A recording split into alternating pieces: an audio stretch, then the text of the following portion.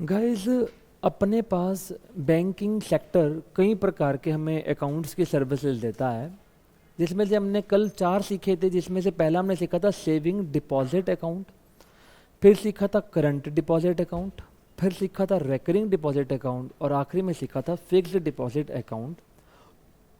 उनके salient features मैंने कल आपके सामने डिस्कस किए थे, जिसमें से मैंने आपके सामने कुछ बातें रखी थी कि सेविंग के अंदर आपको रेट ऑफ इंटरेस्ट मिलेगा, रेकरिंग में उससे ज़्यादा मिलेगा और फिक्स्ड में सबसे ज़्यादा मिलेगा और करंट में मिलेगा ही नहीं। कुछ बातें मैंने आपके साथ और भी साझा की थी जो नॉर्मल सी बातें थी, मैं उसके ऊपर चर्चा फिर से नहीं करूंगा। मैं मुद्दे की बात पे आता हूँ बेटा। अभी अभी मेरे को चर्चा करना है आपके साथ मल्टीपल ऑप्शन डिपॉजिट स्कीम के बारे में। ये क्या होता है बेटा, सुनिए मेरी बात को ध्यान से। बेटा मेरे को पास 50,000 रुपया था, मैंने बैंक में जमा करा दिया, लेकिन मैंने उसको ना सेविंग में रख दिया था। मैंने क्यों सेविंग में रखा था? क्योंकि जब मर्जी मुझे निकलवाना पड़ सकता था, इसलिए मैंने उसकी एफडी नहीं कराई, क्योंकि अगर मैं एफडी करा देता तो मैं बाउंड हो जाता। तो बेटा यहाँ पर बैंक ने एक स्कीम निकाली है, फोकस करिए मेरे को, देखिए प्लीज़। बैंक ने एक स्कीम निकाला जिसके तहत उसने बोला कि हम लोग एक काम करेंगे, हम 20,000 तक जो पैसे हैं आपके एफडी में लगा देते हैं और जो ऊपर वाले पैसे होंगे ना वो हम क्या कर देंगे बेटा, आपको सेविंग में रहने देंगे और 20,000 को एफडी में करवा देंगे। या यूं कहो कुछ ऐसा सा कि अरेंजमेंट बैंक बना रही है, ध्यान से समझिएगा। मैं एग्जांपल को थोड़ा चेंज कर दूं। 1 लाख पड़े आपके पास, बैंक क्या कर रहा है, ऊपर वाले 20,000 होंगे ना, ऊपर वाले 20,000 उसको सेविंग में रहने देगा और जो बाकी के 80,000 बच गए उसकी क्या बन जाएगी, एफडी बन जाएगी। क्योंकि सारा का सारा लाख रुपए तो आप एक बार में निकालोगे नहीं, आपको पैसे की लोड पड़ेगी भी तो कितने की, 5,000, 10,000, 15,000 ऐसे लोड पड़ेगी। तो मान लो अब कल को यदि आपने 15,000 रुपये निकलवा भी लिए तो क्या वो 15,000 इसमें से निकलेंगे कि इसमें से निकलेंगे? इसमें से निकलेंगे। बात समझ में आ गया कि नहीं? क्या आपकी 80,000 की एफडी बरकरार रहेगी, हाँ या ना? बात समझ में आ गया कि नहीं आ गया? तो बेटा ये एक ऐसी स्कीम होती है जो आपको डबल बेनिफिट दे रही है। क्या बेनिफिट दे रही है? डबल बेनिफिट कैसे मिल गया? एक तो एफडी हो गई, आपको इंटरेस्ट रेट ज़्यादा मिलेगा, क्योंकि अगर सारा का पास सारा पैसा सेविंग में लग जाता तो आपको इतना इंटरेस्ट रेट थोड़ी मिलता जितना अब मिल पाएगा। भाग समझ में आ गया होगा। दूसरे नंबर पे क्या फायदा है, आपको लिक्विडिटी मिल गई। What is the meaning of liquidity? जब दिल चाहा पैसे निकलवा लिए। क्या आप 20,000 जितने पैसे जब मर्जी निकलवा सकते हो? हाँ, कोई बाउंडेशन नहीं है। बात समझ में आ गया कि नहीं? Yes sir. तो ये डबल बेनिफिट दे रही है। क्या? एक तो हायर रेट ऑफ इंटरेस्ट मिल रहा है आपको, प्लस और क्या इसके अंदर मिल रहा है आपको, liquidity benefits. What is the meaning of liquidity benefits? क्या मतलब होता है इसका? विड्रॉ द मनी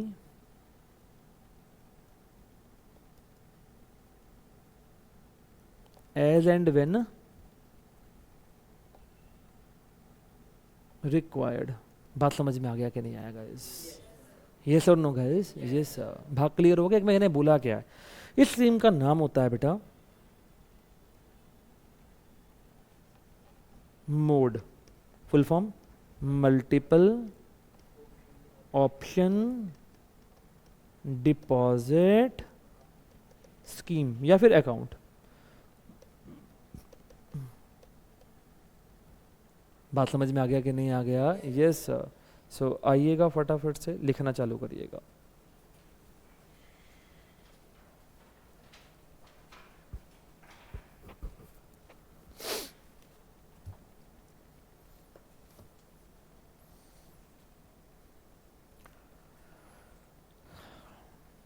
सर क्या ये सिर्फ सेविंग अकाउंट के संग ही हमें ऑप्शन मिलता है कि करंट के संग भी मिल सकता है? करंट के संग भी मिल सकता है, जरूरी नहीं है कि ये 20,000 आपके सेविंग में ही होने चाहिए, आप इसको करंट में भी रख सकते हो।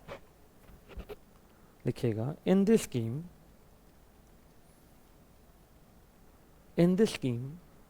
comma the depositor can enjoy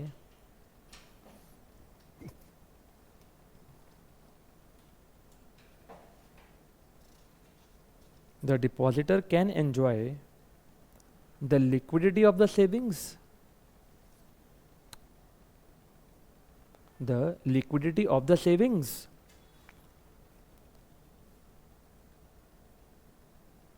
और करंट अकाउंट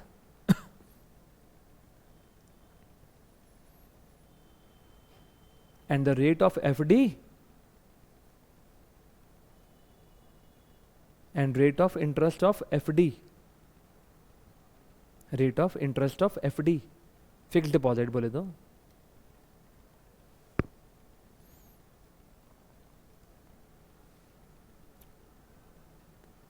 भाग समझ में आ गया होगा। Yes sir. सर होता क्या है, एग्जैक्टली क्या होता है, आपके खाते में 20,000 रुपया आपको रखने का है, क्योंकि जब मर्जी लोड पड़ सकती है। अब इससे ऊपर जितना भी अमाउंट आप जमा कराते जाओगे ना, उसकी एफडी बनती चली जाएगी। भाग समझ में आ गया। जैसे कि मेरे पास 20,000 ऑलरेडी पड़ा था, उसके बाद मैंने 10,000 रुपये और जमा करा दिया, तो 10,000 मेरा सेविंग में नहीं पड़ा रहेगा, उसकी क्या बन जाएगी, एफडी। फिर मैंने 25,000 रुपये और जमा करा दिया, तो फिर उसकी क्या बन जाएगी, एफडी। भाग क्लिक करोगे, हो गया कि नहीं? लिखिएगा, it is an arrangement in which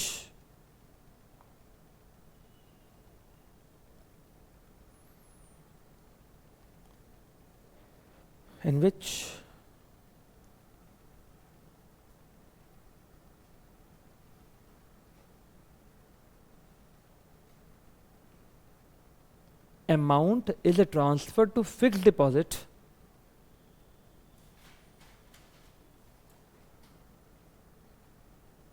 amount is transferred to a fixed deposit when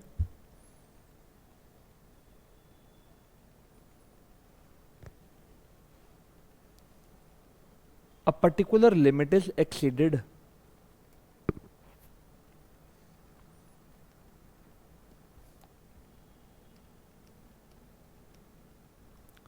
Point number next, for example,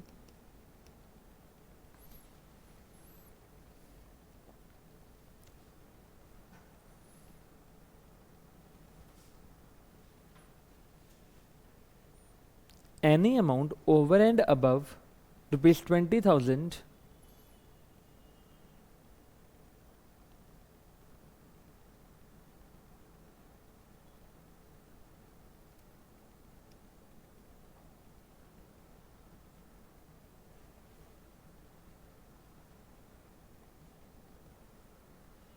would be transferred to the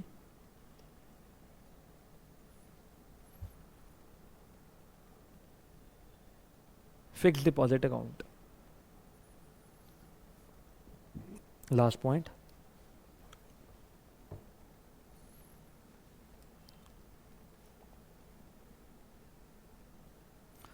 this account can either be opened with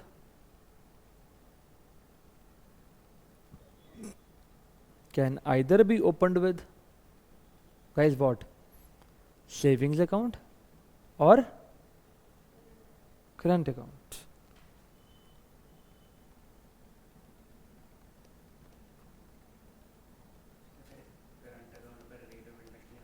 नहीं मिलेगा बेटा, फिर current पे ना करवाओ, फिर आप उसको सेविंग में करवा लो बेटा। बट अगर तू रखी बिजनेस रहा है बेटा, फिर तो सेविंग में करवाएगा कैसे यार उसको। 20,000 खत्म हो गए तो फिर बेटा आपके 20,000 खत्म ही हो गए, फिर तो कुछ मिलेगा ही नहीं, खत्म ही हो गया। आपके कहने का मतलब ये है 50,000 थे, 20 आपके सेविंग या फिर करंट में पड़े हुए हैं, और 30,000 रुपये तुम्हारे एफडी बनी हुई है, कुछ ऐसी की बात कर रहे हैं आप। तो पहले आपके पैसे यहाँ से निकल रहे हैं, आपके मान लो आपने 25,000 रुपये विड्रॉ किया सपोज करिए, तो पहले 20 यहाँ से निकलेंगे, फिर 5 यहाँ से निकलेंगे। समझे मेरी बात को? फिर 25 की एफडी बनी रहेगी आपकी, दैट्स इट। या आपकी एफडी, इतना डेप्थ में नहीं जाना, छोड़ दीजिए, इतना नहीं जाइए, आप खाम खा कंफ्यूज हो रहे हैं, आप बैंकिंग सेक्टर नहीं सीख रहे। आपको इतना ही बताना था कि भैया डबल बेनिफिट मिलता है, दैट्स इट। अब इसकी बाल की खाल निकालने का कोई सेंस नहीं बनता। पेपर में कभी भी नहीं पूछेगा कि आपका इतने की एफडी थी, फिर 20,000 उसने निकलवा लिया, ओहो एफडी टूट गई, ओहो बैंकिंग सेक्टर खराब हो गया।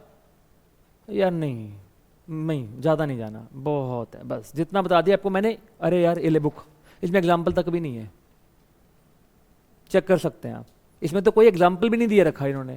मैं तो फिर आपको एक एग्जाम्पल भी एक्स्ट्रा लिखवा दिया, चल तुमको तब पता चले भी हो क्या रहा है एग्जैक्टली। अब हम बहुत ज़्यादा इसमें नहीं फंसेंगे, please guys, welcome back to the class. Some important services provided by banks.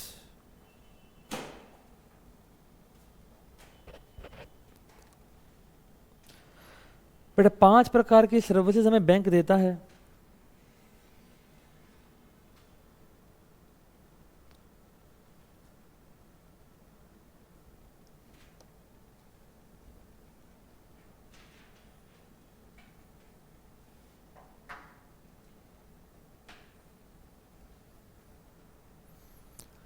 कौन कौन? सबसे पहले होता है बैंक ड्राफ्ट, फिर होता है बैंकर्स चेक, जिसको आप प्यार से कहते हैं पे ऑर्डर,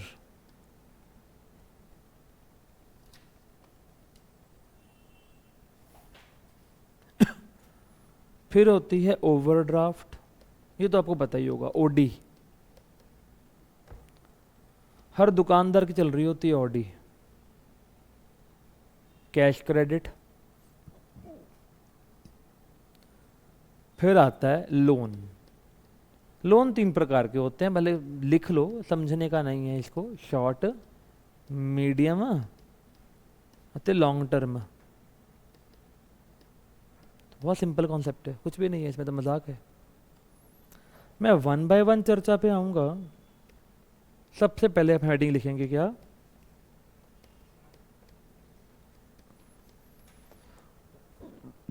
बैंक ड्राफ्ट। ये क्या होता है?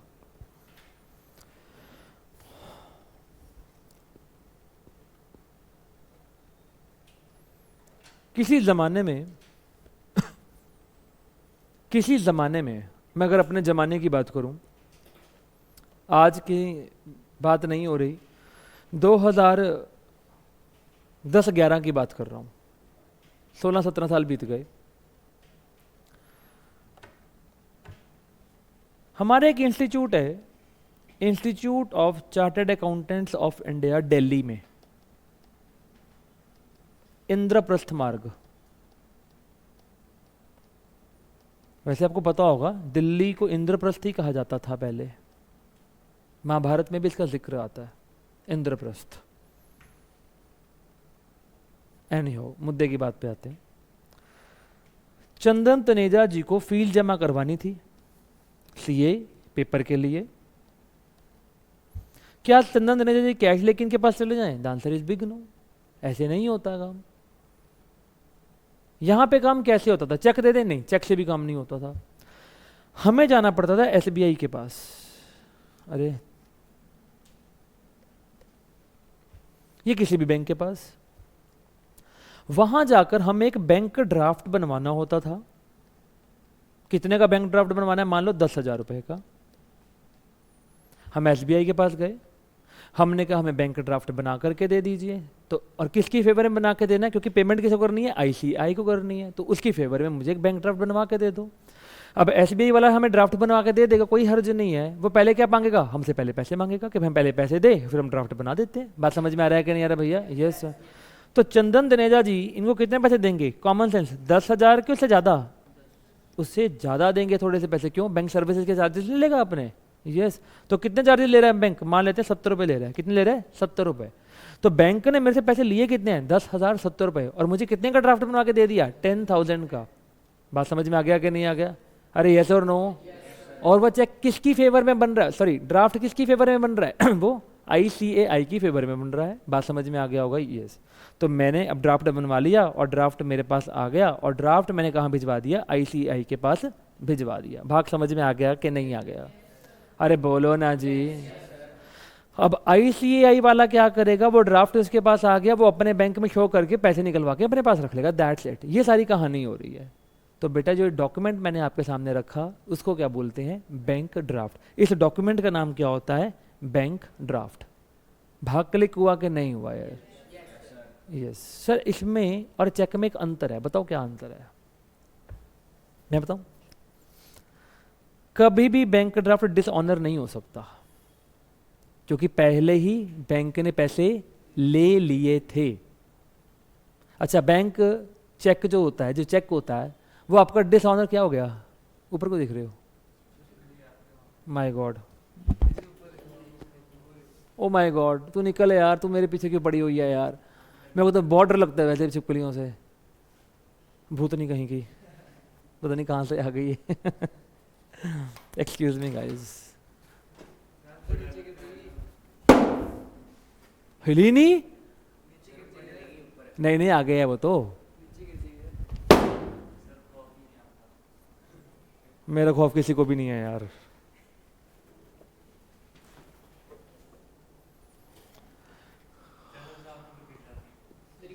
मेरे पर गिरी हुई है छिपकली ऑलरेडी भी। हाँ, रिकॉर्डिंग हो रही है। चल वापस आ जाओ भाई, छिपकली के लगता हूँ। गाइस, चेक डिसऑनर कब होता है? जब बैंक में उसके पास पैसे ही नहीं पड़े होते, तो वहां पे वो मसला हो जाता है। लेकिन यहाँ पर भैया वो मसला आएगा ही नहीं, क्योंकि बैंक भैया ने पहले ही पैसे तुमसे ले लिए थे। पार्ट क्लिक हो गया।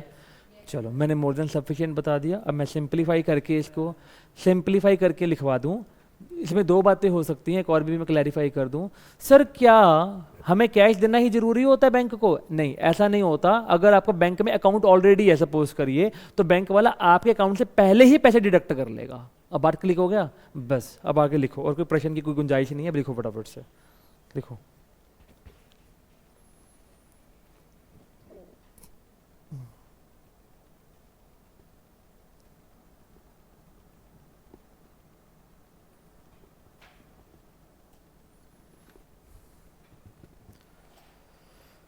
It is a sort of check. It is not a check, but it is a sort of check, type of check.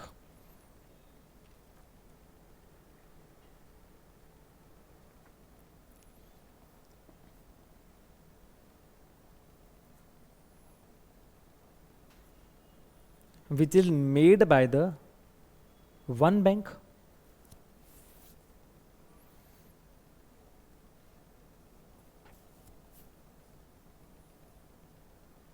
by which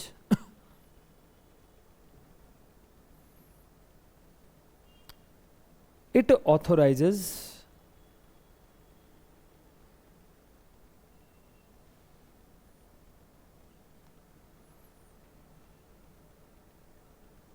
the individual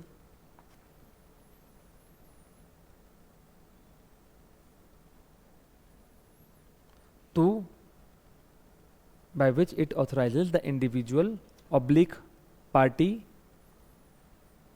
to withdraw the amount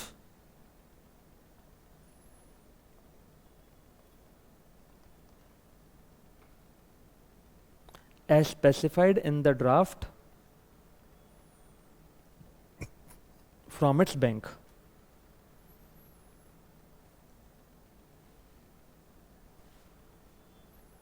अब ICI वाला उसी draft को अपने bank को दिखा करके पैसे प्राप्त कर लेगा।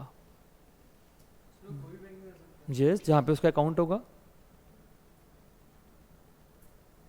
मान लो आईसीआई का अकाउंट पीएनबी के अंदर है, तो वो पीएनबी जाएगा, दिखाएगा, वो पैसे ले लेगा। That's it.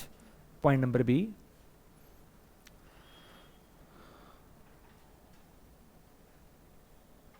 a bank draft can be made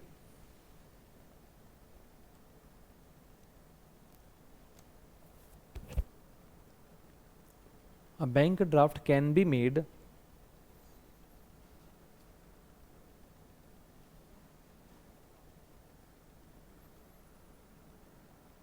from a bank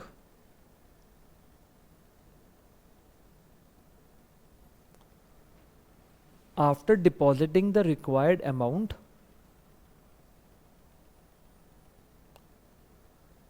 along with the bank commission,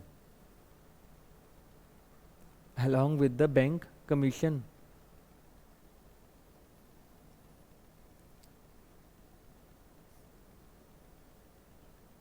भाग समझ में आ गया होगा।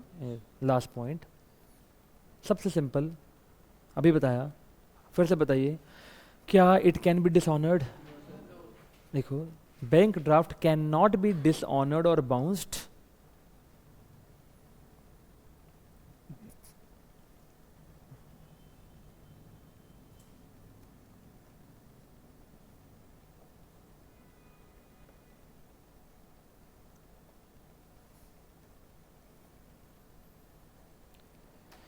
since the bank has made after receiving the payment. Meaning समझ में आ गया होगा, द पेमेंट।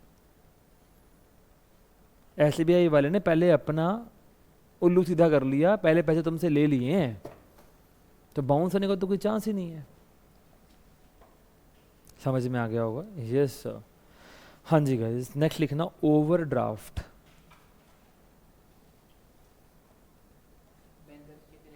करवाता हूँ बाद में, और सिमिलर ही है इसके जैसे ही है। ओवरड्राफ्ट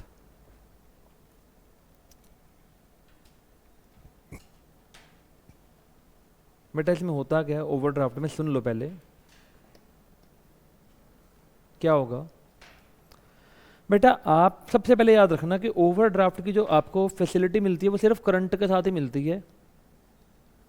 दैट मीन्स ये केवल किसको मिलेगी? बिजनेस को ही मिल पाएगी। इसमें होगा क्या, सपोज करिए आपके खाते में ऑलरेडी 10 लाख पड़ा हुआ है, ऑलरेडी 10 लाख है, तो आप 10 लाख तो विड्रॉ कर ही सकते हो क्योंकि आपका ही पैसा है वो तो। लेकिन अगर बैंक आपको ओवरड्राफ्ट फैसिलिटी दे रहा है तो आप 10 की बजाय कितने विड्रॉ कर पाओगे? 12 या फिर 13 लाख, वो जो डिपेंड करता है टर्म्स एंड कंडीशंस के ऊपर। तो भैया आपने क्या 2 लाख या 3 लाख अधिक विड्रॉ करवा सकते हो? यस। अब जितना भी आपने अधिक विड्रॉ करवाया, मान लो आपने टोटलिटी में 11.5 लाख विड्रॉ करवा लिया, तो आपने 1.5 लाख एक्स्ट्रा विड्रॉ करवा लिया, यस और नो भैया। तो अब जो आपको बैंक को ब्याज देना पड़ेगा वो किस पे देना पड़ेगा? मात्र 1.5 लाख के ऊपर। भाग क्लिक हो गया कि नहीं हो गया? यस और नो गाइस? यस। तो this is all about the overdraft. ठीक है, लिखिए इस बात को फटाफट से। It is an arrangement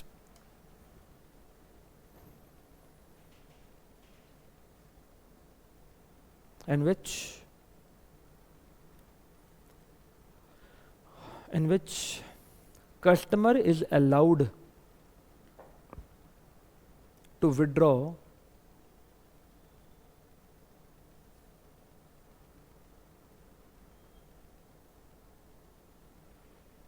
more than the balance in his account।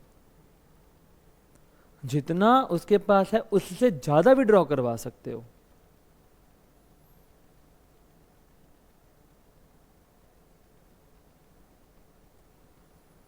Point number B, he can withdraw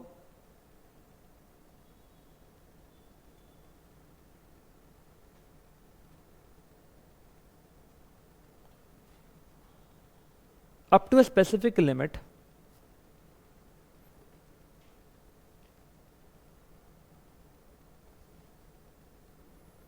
and the interest will be charged on, हाँ जी, किसके ऊपर?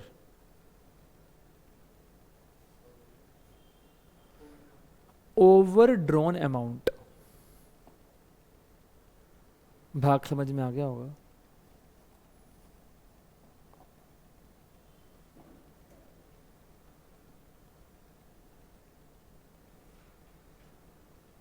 भाग क्लिक हो गया? Yes sir. Cash credit,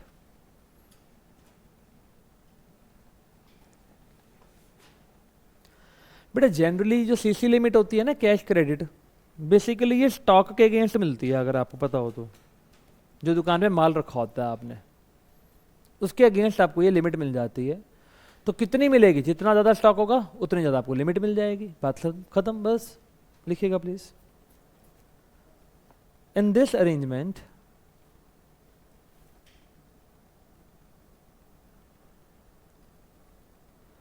comma the depositor is allowed to withdraw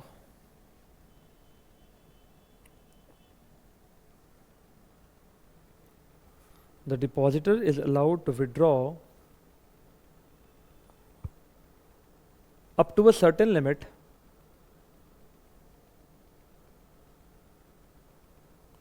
against a security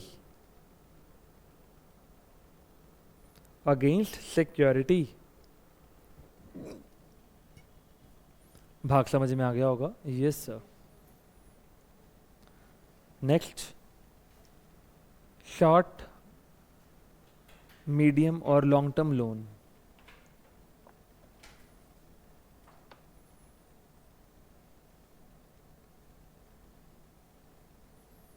loan क्या होता है बताना, चलो अपने बड़ा लोन का नाम सुना होगा, क्या होता है लोन? और लोन में पैसे कैसे मिलते हैं आपको?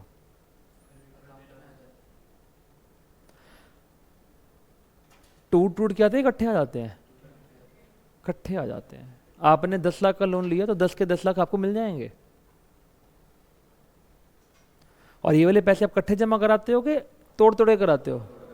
तो पैसे आपको लमसम मिलते हैं। लमसम का मतलब होता है इकट्ठे, लंप सम, उसका मतलब होता है इकट्ठे पैसे मिल जाना। जब हमने रीपेमेंट करनी है तो रीपेमेंट कैसे होगी? इन इंस्टॉलमेंट्स होगी। भाग समझ में आगे नहीं? तो लिखो in this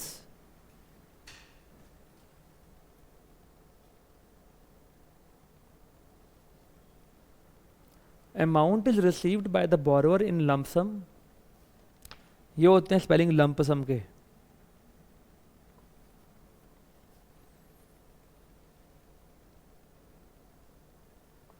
which is to be repaid after a specific period of time.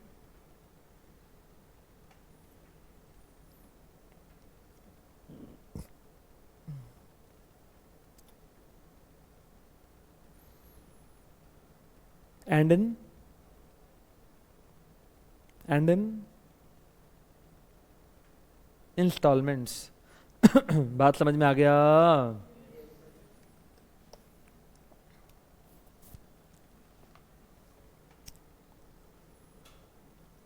भाग क्लिक हो गया? Yes sir.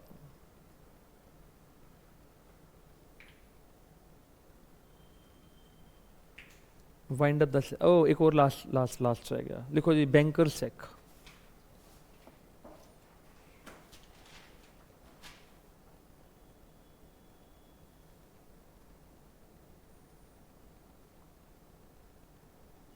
कल करते हैं, छोड़, बंद कर।